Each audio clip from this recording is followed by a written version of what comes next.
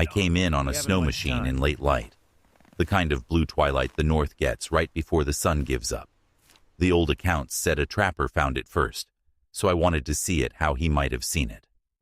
Quiet shoreline, packed snow, smoke scars frozen on roofs. Except the village, a small Inuit settlement everyone said was always busy, was completely still. Doors were open, not blown off. Food was out, not spoiled yet in the cold.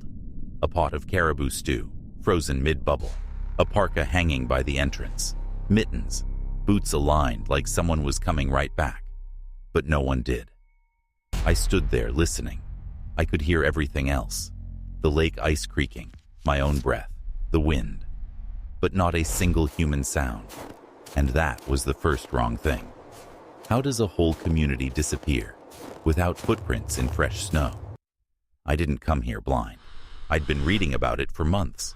Those half-dismissed reports from Canada's north in the 1930s about a settlement near Anjikuni Lake that vanished. Some say the Royal Canadian Mounted Police investigated. Some say they called it exaggerated. Some say the whole thing was a frontier myth. But the details were too specific to ignore. An experienced trapper arrives and finds the village empty. Food on the stove, sleds still there, kayaks stacked up. No sign of struggle. Even the dogs, dead and tied up, as if no one came back to feed them.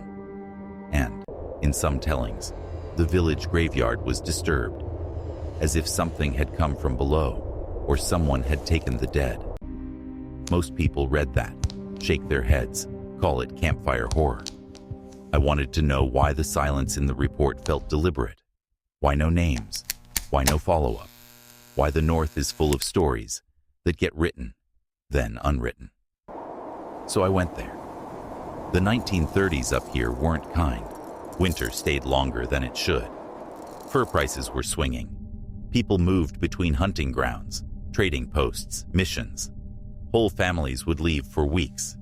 But this settlement, small, tight-knit, used to the land, didn't just get up and go. You can tell when a group migrates. They pack. They take tools, weapons, carvings, personal things. What I saw was interrupted life.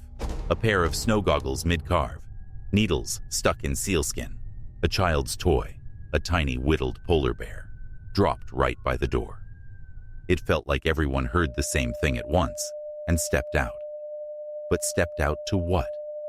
In the main shelter, bigger than the rest, maybe the community leaders, there was a line in the soot at the back of the room. Not a word, a mark, an oval shape, smudged in charcoal, with lines down like falling hair or ice. I'd seen something like it before, sketched in a 1947 field notebook by an anthropologist who interviewed elders about the night the lights moved on the lake. They said, it wasn't for us. Was this village answering to something that wasn't me? Wasn't the state? Wasn't the church? That was the last moment I felt like I was just filming a remote location. After that, I felt watched.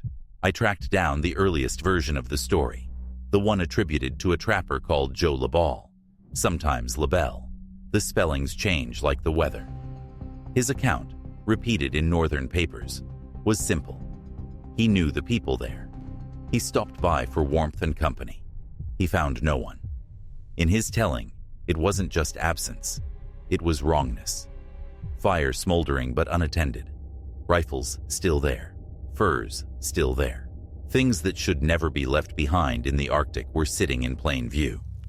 He said he followed tracks to the edge of the lake, but they just stopped, like the people had been lifted up. He reported it. And then, nothing. The RCMP later called parts of the story sensationalized. But even in their wording, you can hear caution. We have not confirmed disappearance on such a scale. Not, it didn't happen. Just, we can't talk about it the way it's being told. Why? I didn't want this part to be true.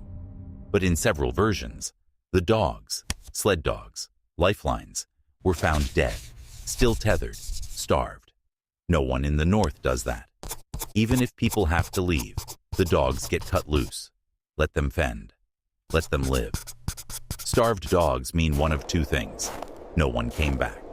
No one was able to come back. And here's the detail that bothered me most. The dogs were not eaten. In long, hard winters, in desperation, people will do things to survive. Here, they didn't. So either the people left in confidence, believing they would return soon, or they were compelled. The second option fits better with the silence. I found one reference, one line, in a 1950s interview with a Dean Hunter about that season. There were lights, not northern lights, low ones, on the water, and the dogs didn't like it. That's the kind of line that would get cut from a government report, but whispered in a kitchen. In winter, sound and light bend over ice. A fire on the far shore can look like it's floating, but several unrelated accounts from that region mention glowing objects over frozen water around the same years. Here's where folk horror creeps in. In many northern traditions, you don't follow lights on the ice. You don't follow a drum you don't recognize. You don't answer your name if it's called from the dark. There are spirits that lure. What if the entire settlement heard or saw the same thing? A call, a light, a drum, a voice they all recognized, and walked out. One by one. No panic, just obedience.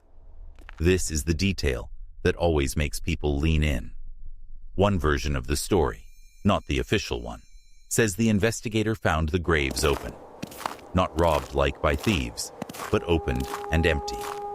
As if whoever took the living also took the dead.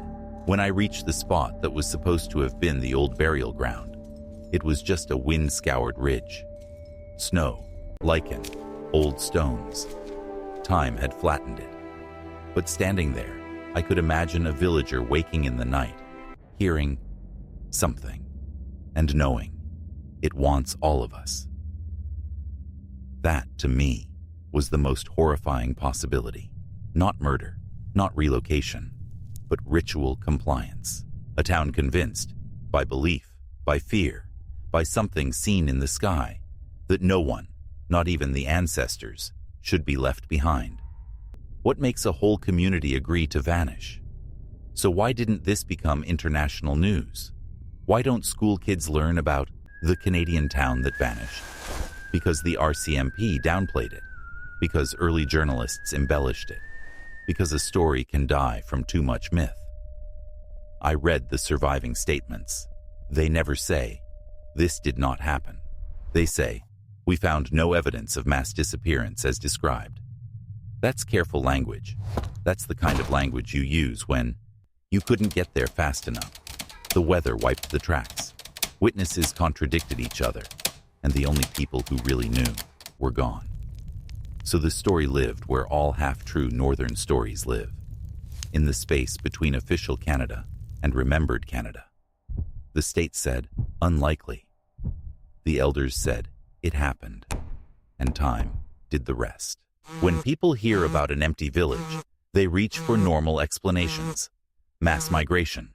They moved to better hunting grounds. But why leave dogs, rifles, food, starvation, or illness? They left in a hurry to seek help. But why open graves? Murder or raid? Another group forced them out. But where are the signs of struggle? Ice accident. They fell through the lake. All of them. Without leftover footprints from those who watched. None of these fit the neatness of what I saw described. This wasn't chaos. This was interruption. So you start to consider the non-human theories. Lights on the lake. A sound only they heard. A belief that the land had to be left empty. Something returned. Folk horror works not because the monster is real, but because the people believed it was real enough to change their behavior. What if what happened here was simply, they believed? I've visited crime scenes, abandoned towns, flooded churches. None of them felt like this place. This village didn't just empty, it withdrew. Chairs slightly turned, door flaps tied back, tools stored, like the people were making it easier for whoever followed. That's what unsettled me most. The cooperation, the tidiness, because if fear drives you out, you drop things. You run, you leave chaos. But if reverence drives you out, you tidy. You set things down. You leave a pot on the fire because you think, we'll be right back. Maybe they thought they were going to meet something at the lake edge and return. Maybe the thing at the lake edge wasn't interested in returns. When I left the site, I shut the main door. It didn't want to shut, wood swollen with cold, but it did. The wind died for a second, and in that second, I heard what the trapper must have heard, what the Mountie might have heard, what anyone who's ever stumbled onto a place people should be. Nothing. No voices, no dogs, no scraping of sleds, just the weight of an event that nobody fully wrote down. So here's what I think happened. Not as a policeman, not as a historian, but as someone who felt that stillness. On a winter night sometime around November 1930, something appeared or sounded on that lake. Maybe a light low to the ice. Maybe a drum only the elders recognized. Maybe a sign drawn in soot before, now answered. And the entire settlement went out to meet it. Not in panic, in acknowledgement. The North remembers in stories, not files. The state keeps one version. The land keeps another. This village chose the land's version. And that's why we don't have bodies. We don't have a fight. We don't have a trail. We just have a place where people should be, and the cold remembering them.